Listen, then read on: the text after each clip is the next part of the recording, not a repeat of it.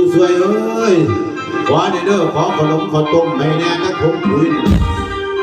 ให้หมอลำยิงชนะก็หมอแค้นเลี้ยงคนบ่ได้กินยามเมื่อบาน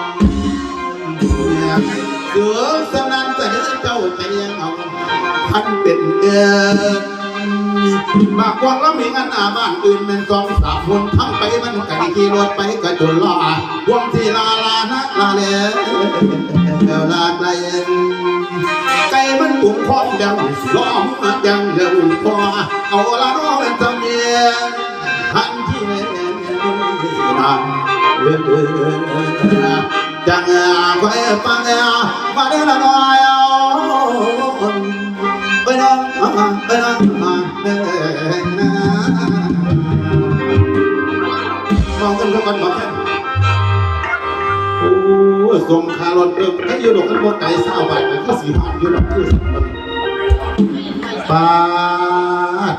ขึ้นจนดำใส่แค่เพื่อมองผู้เงี้ยมัน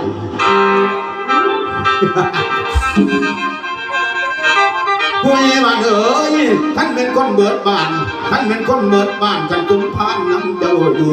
ตัวของเจ้าได้ทำงานตั้งพระเนตรท่านพิเศษการถึงด้วยลุงป่าได้เพิ่มพา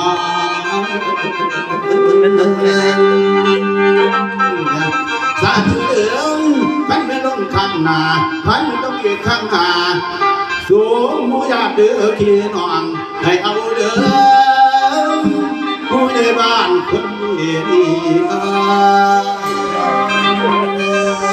แม่ที่ลงเอกทางให้สูงเจ้าเมื่อคิดถึง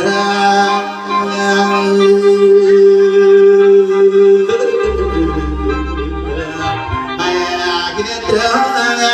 มาเดินมาไปน้องไปน้องเดิน